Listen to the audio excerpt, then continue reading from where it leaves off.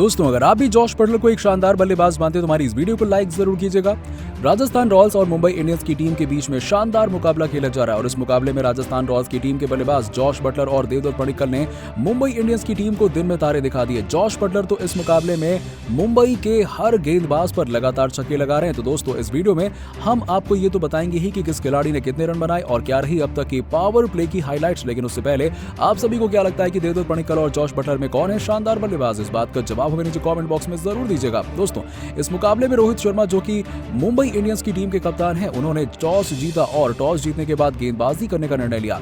यह निर्णय शुरुआत में तो सही पड़ता हुआ दिखाई दे रहा था, क्योंकि मुंबई इंडियंस की टीम ने दूसरे ही ओवर में यशस्वी जायसवाल का विकेट ले लिया। इसके बाद जब जॉश बटलर ने ताबड़तोड़ रन बनाकर मैदान में तूफान मचा दिया और इस निर्णय को गलत साबित कर दिया। इस मुकाबले में राजस्थान रॉयल्स की टीम पहले बल्लेबाजी करने के लिए आई तो उनकी तरफ से यशस्वी जायसवाल आउट हो गए और जॉश बटलर ओपनिंग करने के लिए आए। तो वहीं मुंबई इंडियंस की तरफ से जसप्रीत बुमराह पहला ओवर डालने के लिए आए और इस बीच पारी के पहले ओवर की गेंद जसप्रीत बुमराह ने जॉश बटलर को बहुत ही सटीक डाल दी।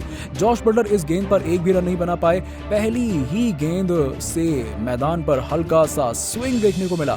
इसके बाद जसप्रीत बुमराह ने जॉश बटलर को एक गेंद ऐसी डाली कि उस पर भी जॉश बटलर एक भी रन नहीं बना पाए और इसी बीच जसप्रीत बुमराह ने ओवर की तीसरी गेंद पर जॉश बटलर ने आगे निकलकर शानदार चौका लगा दिया और जॉश बटलर ने इस चौके के साथ अपना और अपनी टीम का खाता खोल दिया। इसके बाद जसप्रीत बुमराह ने एक बार फिर से वापसी करते हुए अपने ओवर की बची हुई तीनों गेंद जॉश बटलर को डॉट खिला दी और इस प्रकार से एक ओवर की समाप्ति के बाद राजस्थान रॉयल्स की टीम का स्कोर बिना कोई विकेट के नुकसान पर 4 रन हो चुका था। इसके बाद मुंबई इंडियंस की टीम की तरफ से अगला ओवर डालने के लिए मैदान पर आई डेनियल सैम, तो वहीं स्ट्राइकर एंड पर प्रहार करने के लिए मौजूद थे भारतीय अंडर 19 टीम के सितारे यशस्वी जायसवाल। इन्होंने पहली ही गेंद पर सिंगल रन लेकर स्ट्राइक जॉश बटलर को दे दी और अपना खाता खोल लिया और इसी बीच डेनियल सैम्स के ओवर की दूसरी गेंद पर जॉश बटलर एक भी रन नहीं बना पाए और उसके बाद जैसे ही डेनियल सैम की तीसरी गेंद लेकर आए उस पर जॉश बटलर ने शानदार आगे बढ़कर छक्का जड़ दिया और गेंद को सीमा रेखा के पार पहुंचा दिया। इस प्रकार से ये जॉश बटलर के बल्ले से पहला छक्का निकला और इसके बाद डेनियल सैम्स ने वापसी करते हुए 2 शानदार डॉट गेंद डाली और इसके बाद इन्होंने जब अंतिम गेंद डाली तो इस प्रकार से उस पर जॉश बटलर ने दौड़कर 1 रन पूरा कर लिया और फिर से स्ट्राइक अपने पास रख ली और इस प्रकार से राजस्थान रॉयल्स की टीम का स्कोर 2 ओवर में बिना कोई विकेट के नुकसान के 11 रन हो चुका था।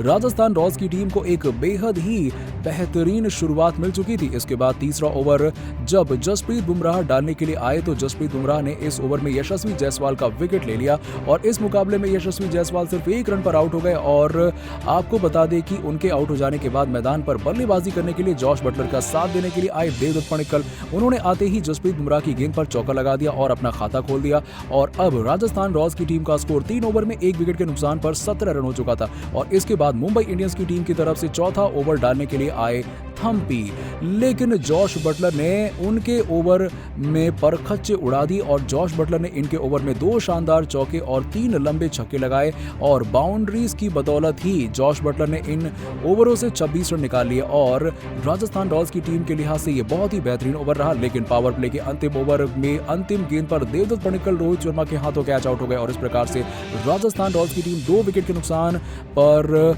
मैदान में टिकी हुई है। अब राजस्थान रॉयल्स की टीम का स्कोर 6 ओवर में 2 विकेट के नुकसान पर 48 रन है। अब मैदान के अंदर जॉश बटलर 40 रन बनाकर नाबाद बल्लेबाजी कर रहे हैं और वहीं इनका साथ देने के लिए मैदान पर है कप्तान संजू सैमसन। दोस्तों, आप इस मुकाबले में जॉश बटलर की विस्फोटक बल्लेबाजी को 10 में से कितने नंबर देंगे? इस बात का जवाब हमें नीचे कमेंट सेक्शन में जरूर दीजिएगा। दोस्तों, आईपीएल 2022 का रोमांच दिन पर दिन बढ़ता जा रहा है और ऐसा ही एक और रोमांचक व नौवां मुकाबला खेला जाना है मुंबई और राजस्थान की टीम के बीच में। राजस्थान की टीम इस बार की आईपीएल की सबसे तगड़ी टीम मानी जा रही है और आईपीएल में मुंबई इंडियंस की टीम में जो सबसे ताकतवर खिलाड़ी होते थे कभी एक समय पर, वो अब राजस्थान का ही तो हिस्सा हैं। लेकिन मुंबई की टीम को भी हल्के में नहीं लिया जा सकता। परंतु दोस्तों, मुंबई इंडियंस की टीम ने इस आईपीएल की शुरुआत एक हार से ही की है। ऐसे में मुकाबला तो कांटे की टक्कर का होगा ही। सबसे पहले दोस्तों आपको ये बता दें कि यह मुकाबला सुपर सैटरडे को होने जा रहा है, मतलब कि डबल हेडर मैचेस होंगे और ये पहला मुकाबला होगा जो कि दोपहर 3:30 बजे से शुरू हो जाएगा। मुकाबला दोस्तों मुंबई के ही डीवाई पाटिल स्टेडियम में खेला जा रहा है, जिसकी सीटिंग कैपेसिटी ही लगभग 60,000 लोगों के आसपास है। आपको बता दें कि इस स्टेडियम में अब तक कई मुकाबले खेले जा चुके हैं और डीवाई पाटिल स्टेडियम की खास बात यह है कि यहाँ की पिच केवल गेंदबाजों को ही नहीं बल्कि बल्लेबाजों को भी पूरा फेवर करती है। शायद इसी वजह से यहाँ पर जो पहला मुकाबला खेला गया था पंजाब की टीम के बीच में और आरसीबी की टीम के बीच में, वो अत्यंत हाई स्कोरिंग व रोमांचक था। और जब दूसरा मुकाबला खेला गया आरसीबी और केकेआर की टीम के बीच में, वो एक लो स्कोरिंग थ्रिलर मैच था। मतलब कि यहाँ की पिच गेंदबाजों को और बल्लेबाजों को दोनों को बराबर का सपोर्ट देगी। लेकिन चलिए अब एक नजर डाल लेते हैं दोनों ही टीमों पर। दोस्तों चर्चे तो राजस्थान की टीम के हैं, तो चलिए सबसे पहले एक नजर राजस्थान की टीम और उनके खतरनाक खिलाड़ियों पर ही डाल लेते हैं। दोस्तों टीम में वैसे ही बल्लेबाजों की कमी नहीं, इनका बल्लेबाजी क्रम इतना धाकड़ है कि विरोधी टीम को कुचल कर रख दें। बल्लेबाजों के नाम पर दोस्तों राजस्थान रॉयल्स के पास संजू सैमसन खुद कप्तान के तौर पर, जोस बटलर, यशस्वी जायसवाल, शिमरन हेटमायर और रियान पराग हैं ही। सबकी फॉर्म एक से बढ़कर एक चल रही है। ऐसे में मुंबई के खिलाफ ये सभी जबरदस्त बल्लेबाजी करते नजर आएंगे। और अगर यह सब भी कम पड़ जाए तो टीम में वैंडर डूसन और जेम्स नीशम नाम के ऑलराउंडर भी तो मौजूद हैं। दोस्तों गेंदबाजों की तो कमी नहीं, मुंबई के ट्रेंट बोल्ट राजस्थान का हिस्सा हैं। इनके अलावा टीम में नाथन कूल्टर नाइल और प्रसिद्ध कृष्णा जैसे नाम भी तो शुमार हैं। इतना ही नहीं, युजवेंद्र चहल भी राजस्थान का ही हिस्सा है। और यह सब भी कम पड़ जाए तो टीम में रविचंद्रन अश्विन तो हमेशा मौजूद रहेंगे ही। अब दोस्तों नजर डालते हैं मुंबई की नई नवेली टीम पर। दोस्तों कप्तान रोहित शर्मा के अलावा ईशान किशन, लक Varma, Surya Kumar Yadav, Tim David, Fabian Allen और यहाँ तक कि कायरन पोलार्ड जैसे धाकड़ बल्लेबाज इसी टीम का तो हिस्सा हैं। गेंदबाजी के डिपार्टमेंट की शान को बढ़ाते हैं जसप्रीत बुमराह, डेनियल सैम्स और यहाँ तक कि जयदेव उनादकर भी अब मुंबई से ही तो खेल रहे हैं। दोस्तों बसिल थम्पी, अनमोल प्रीत सिंह और यहाँ तक कि मुरुगन अश्विन भी तो मुंबई में ही हैं। कुल मिलाकर दोनों टीमें कांटे की टक्कर की हैं, लेकिन राजस्थान का पलड़ा भारी है क्योंकि वो जीत कर आ रही है और उसमें ज्यादा तगड़े प्लेयर भी हैं। लेकिन आप सभी को क्या लगता है इस मैच को कौन जीतेगा, मुंबई या फिर राजस्थान? नीचे कमेंट करके जरूर बताइएगा। दोस्तों आईपीएल 2022 में तो एक से बढ़कर एक टीम देखने को मिल रही है, लेकिन टीम चाहे भले ही बदल जाए, खिलाड़ियों की ताकत थोड़ी बदलती है। तभी तो आज ऐसा ही ताकत का शो रसल द मसल ने दिखाया। 31 गेंदों में 70 रन ठोककर मसल कर रख दिया पंजाब की टीम को।